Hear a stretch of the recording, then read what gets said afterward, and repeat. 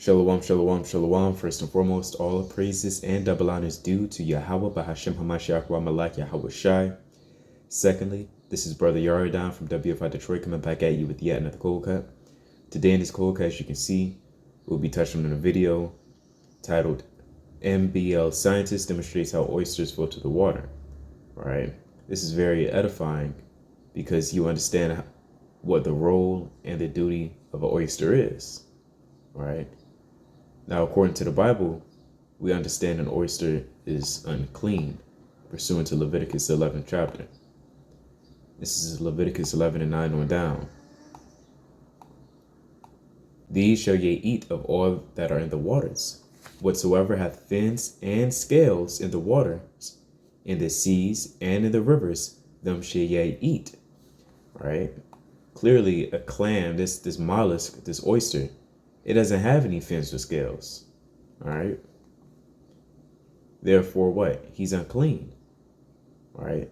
But the Lord even tells us that in the next verse. And all that have not fins nor scales in the seas and in the rivers, of all that move in the waters, and of any living thing which is in the waters, they shall be an abomination to you. So in other words, this oyster is an abomination to us. All right. It's plain upon tables. The Lord said, don't do it. However, well, there's no however. I should rather say, in addition to that, I wanted to actually show on a scientific level why they're unclean, right? Now, you have to understand the Lord is going to tell us not to do something for no reason. There's always a reason, all right? It doesn't, the Lord can do whatever he wants. He doesn't have to have it be a reason, but we know through the Spirit that there's a reason why the Lord tells us not to do X, Y, and Z. The same way we have reasons why we tell our children, don't do X, Y, and Z. Salakia.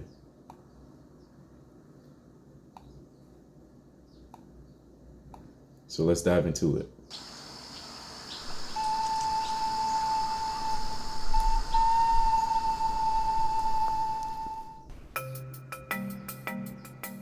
These are several dozen oysters that we've grown here at the MBL. I talked about these little aquatic engineers and how efficient they are at filtering. All right. And so, just so, to prove to Jake, we're not being biased, we have, evidence.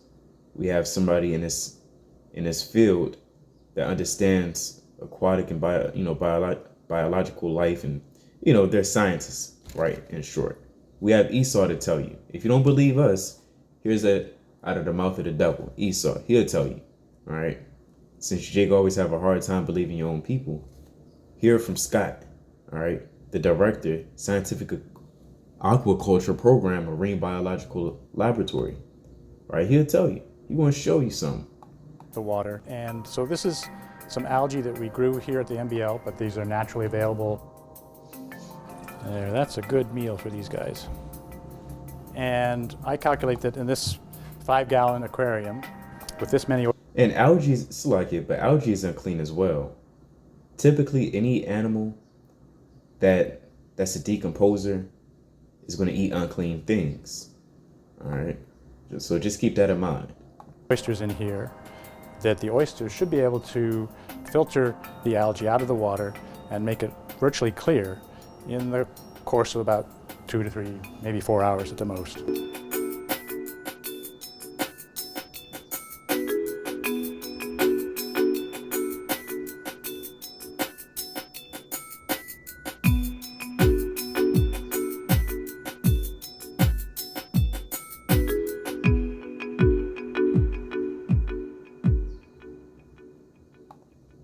So there you have it. From 1 p.m. to 4 p.m., right?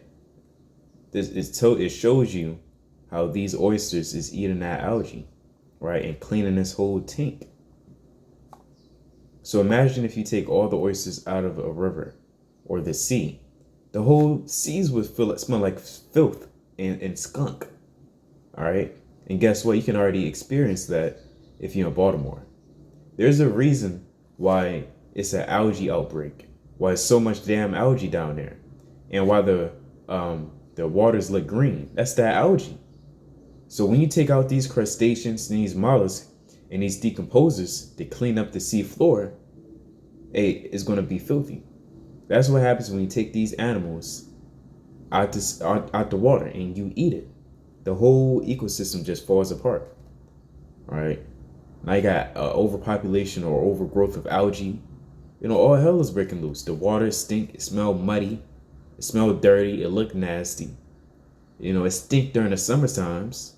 So if you ever wonder why the Baltimore Harbor looks like that, this is the reason. They take the oyster, they take the lobster, they take the shrimp, they take the crab, they take the mussels, they take the clams, they take catfish, they take all the unclean animals, and they put it on a plate and they sell it to you. And you Negroes, a lot of you Israelites, you eat it.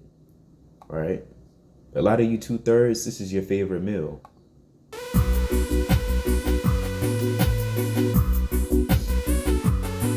See that?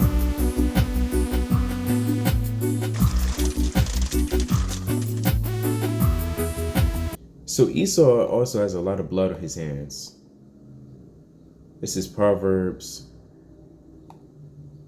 12:10.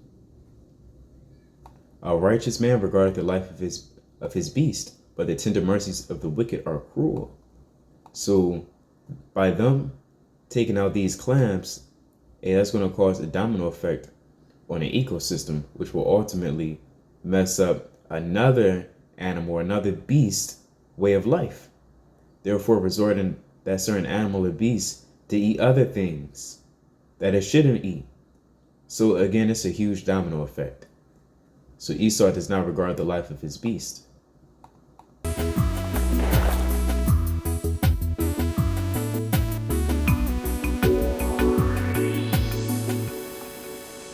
And it may not look like it, it may not seem like it, but those clams, these oysters, they're alive, right? They're actually they're alive. They exist. So that's pretty much the end of the video. All right. So check this out. Slovakia.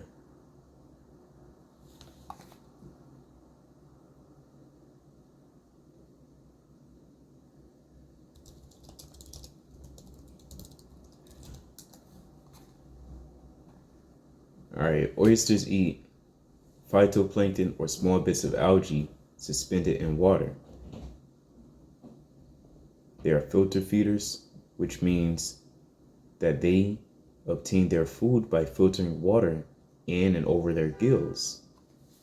Now, there's other videos as well that you can see and simply Google. I've seen them. You can see it on a huge, on a deeper scientific level. And, with the the particles and them going in the gills, you can see all of that. You can just YouTube it, but that's not the point of this entire video. To understand the lifestyle and the lifespan of a mollusk. Sometimes they're referred to as bottom feeders. See that? They're referred to as bottom feeders. But don't mistake them as detrivores. They're pretty much detrivores, and the detrivore is pretty much the same thing as a decompose. It's something that eats the filth on the sea floor. They might as well be. They eat unclean.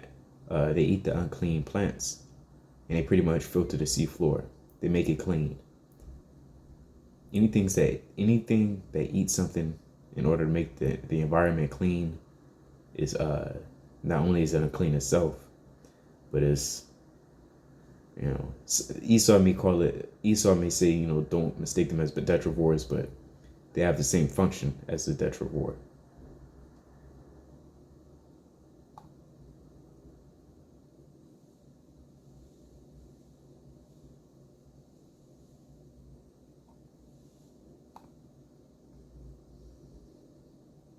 This is what's on your plate, Jake.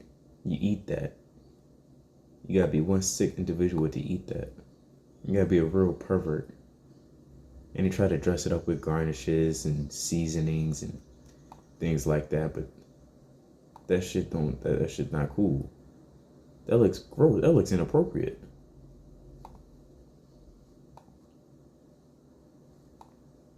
This is what you willing to die over or die for the kingdom? You willing to die for ginger scallion, sweet sour habanero, and lemon sriracha, and Bloody Mary, and mignonette? You willing to die over these things? You love them that much? It looked like mud. It looked like you're not supposed to be eating it. That's what it looked like. It looks inappropriate. Looks like Jake, you need to repent. Look at that. It's gross.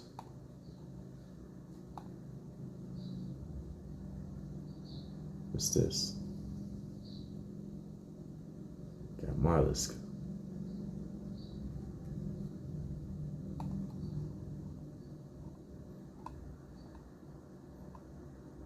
Try to put some lemon on it, make it sound good, taste good. This is what you, Jake, you spend your paycheck on this. I actually know a lot, in the world, I know a lot of people that just spent some of their hard-earned paycheck on eat a mollusk. And oysters isn't the only one, right? Oysters and mollusks, you got the king scallion. Let's Google it. King scallops, Slovakia.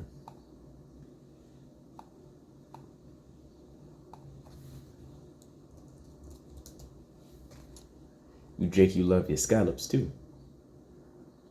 Now this is the actual name of this is a king scallop, but also when you take out the muscle and eat this, you cook it, saute it, whatever.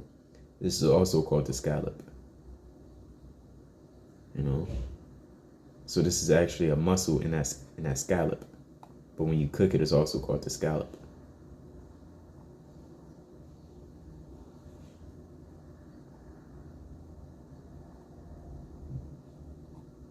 All right, because that right there is just a muscle. What else you 2/3 eat? This is a 2/3 diet. Scallops, lobsters.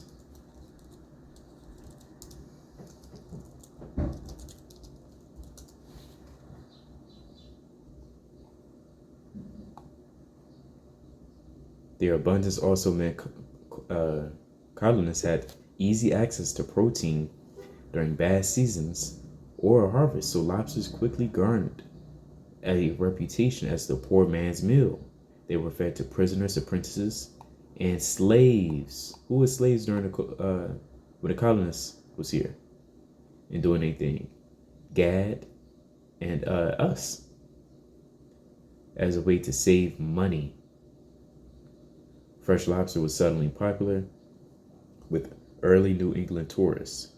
It was relatively a new thing where people kind of fancied over lobsters. All right. Lobsters always had that reputation of being filthy. It's a damn, I forgot what land animal it is of the sea, but it's gross. I believe people say scorpion. See that? Show you the verse and all of that.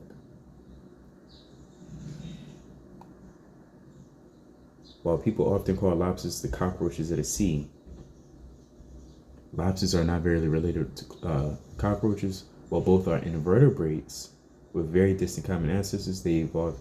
They're the same thing pretty much. Both unclean.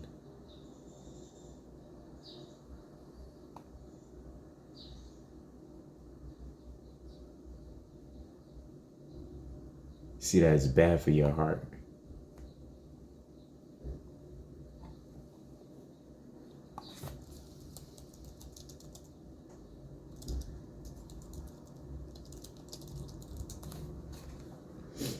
Shrimp are commonly known as sea cockroaches for their type of omnivorous feeding, meaning they can eat both plants and meat. They're omnivore. Omni meaning all, and vorous to eat or devour. Right, that's where you get the word devour from. Vorous, devour. That's the only word I can kind of really think of. Omni meaning all. Right, like in Ben 10, that old TV show, that he had the Omnitrix. omnipotent, so that's what that word means. They feed on the garbage of the sea. In fact, lobster, shrimp, crab, and other shellfish, right, such as mollusk, have less in common with fish than they do with insects. There you go. The lobster is the scorpion of the sea. Crab is the spider. And a shrimp is the cockroach. This is a bug on land. This is a bug underwater. I asked Eve yesterday at work. I said, "You really like that? You like the cockroach of the sea?" She was like, "What you mean?" I further explained to her, and I forgot to show her the picture, but I told her, this is an unclean animal. Even when you open it, it got that poop track. Some call it a poop vein. I think it got another term. The black vein that runs along the back of the shrimp is an intestinal tract of unappetizing grit. In other words, it's shit. While shrimp can be cooked and eaten with or without the vein, most people prefer it removed for the taste and presentation. Guess how many people eat it with it? A whole lot, right? Not to say if you remove it, then it's good and it's like cotton candy and you can eat it. It's still unclean. Oh, see, that's gross. It still got the digestive gland in it. Oh, it's off. Look at that. Ooh, my stomach. See, all right. I get the point.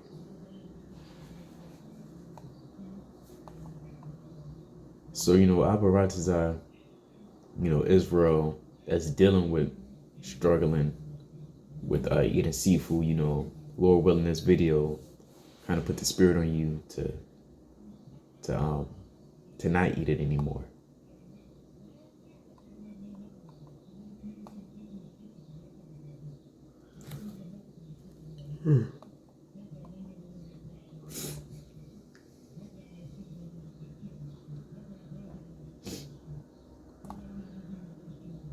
See that?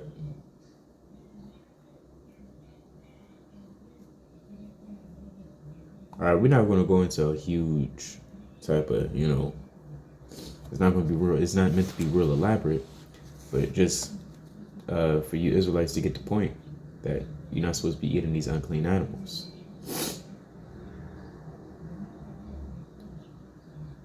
Even mollusks, unless it's some Jake, because it's some Jake that just don't eat pork.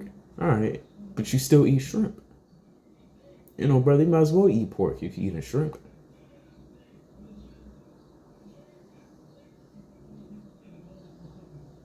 Let's get another precept.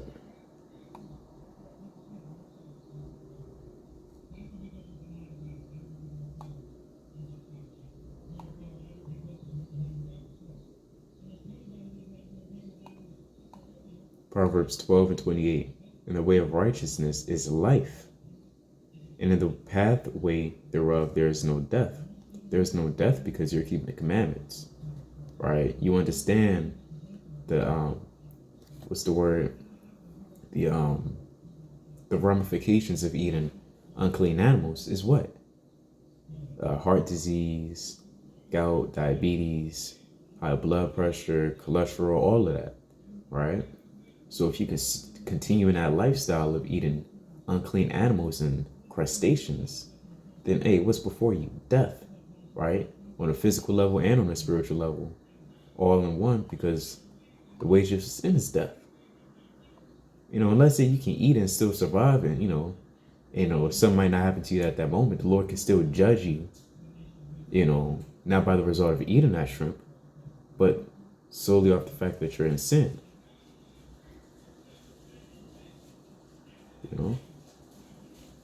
So with that, I'm going to bid Israel Shalom, Aparatazai. Israel's been edified. Share this with your family that may be struggling with eating shrimp, crab, and lobster. And, stay Stay strong in the truth. Stay strong in the spirit. And let me leave you off with this last precept before they say, well, look, the Lord said, you pray over all food. Hold up.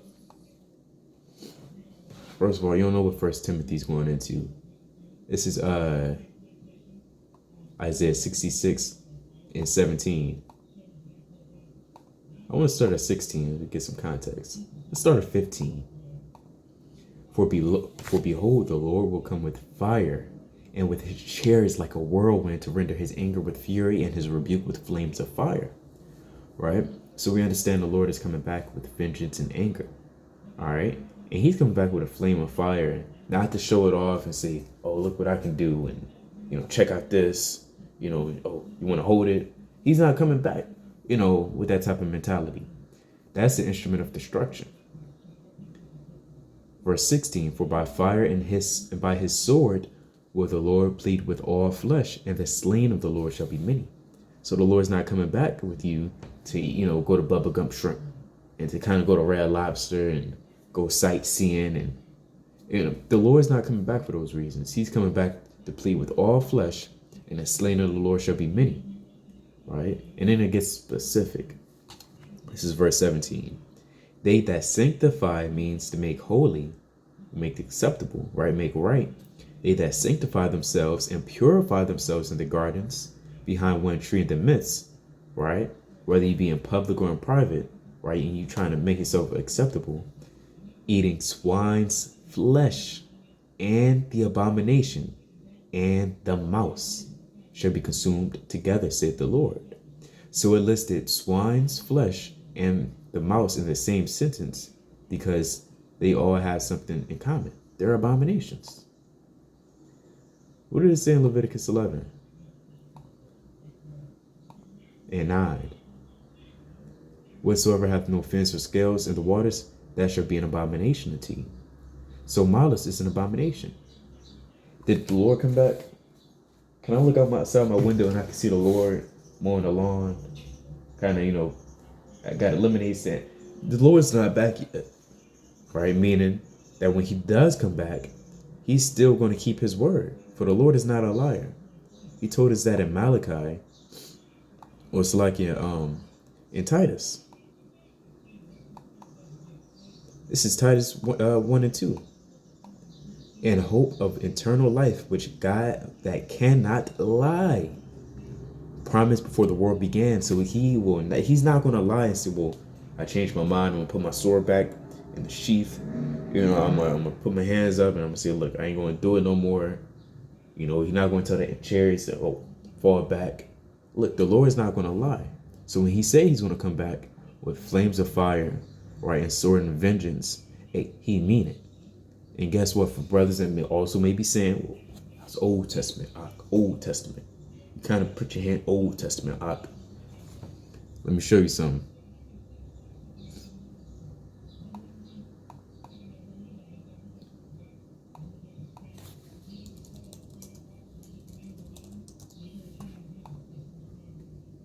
Can't remember it.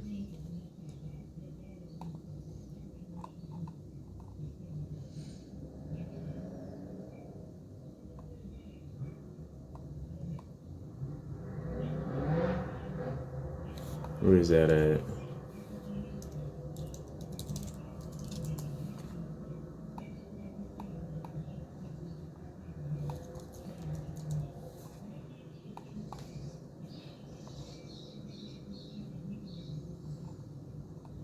They know what I want. I think it's 2 Thessalonians.